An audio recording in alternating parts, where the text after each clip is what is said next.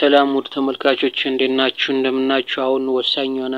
ሐሳብ ነው ማማማጠው ይህ ሐሳብ ምንድነው የአማራ ላይ እንግዲህ ከትግራይ ጦርነት የበለጠ ከኦሮሚያ ላይ ከደረሰው ድሮን ጭፍጨፋ የበለጠ ከየትኛውም የበለጠ እንግዲህ አማራ ላይ የዘር ጭፍጨፋ ተካሂዷል ማን በዚህ 7 አመት ውስጥ ነገር ግን የትግራይ ጦርነት ለ2 አመት ነው የቆየው 2 አመት ቆይቶ ነው 2 አመት ብቻ ነው ይሄም እርስ በርሳቸው በተደረገ ነው እንጂ ከህዝብ ጋር አይደለም ጦርነቱ ግን ወደ ህዝብ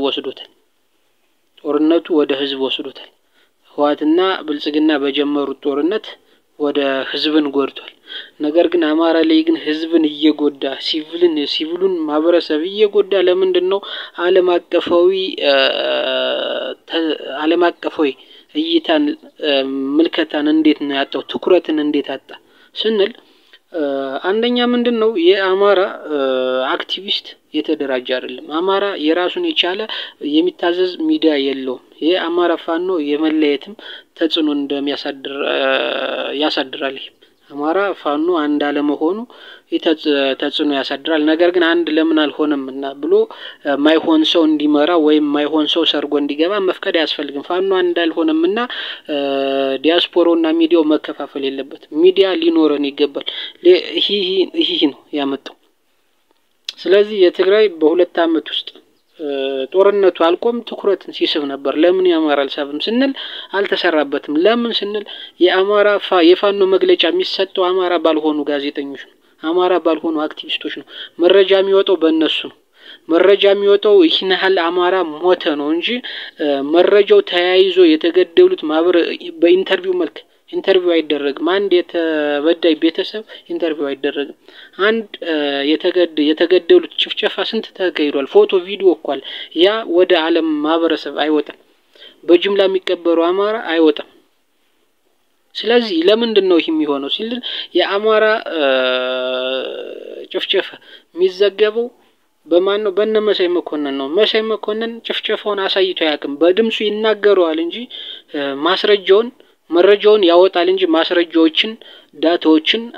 ተንትኖ አያስረዳም እነዘመርኩም በተመሳሳይ ሁሉም ስለዚህ ችግሩ ምንድነው ስንል ዓለም ገፍቶናል ዓለም ትኩረት አልሰጠንም ሳይሆን የተደራጀ አክቲቪስት ስለሌለ የተደራጀ ሚዲያ ስለሌለ የተደራጀ የሚዲያ ማህበረሰብ መፍጠር ስላልቻልና ለዓለም ማስረዳት ዲያስፖራውም ሃንድስ ኦፍ ኢትዮጵያ ሲል ያዘውን ዳታ ያዘውን ማስረጃ ለአማራ ሲሆን አይዝም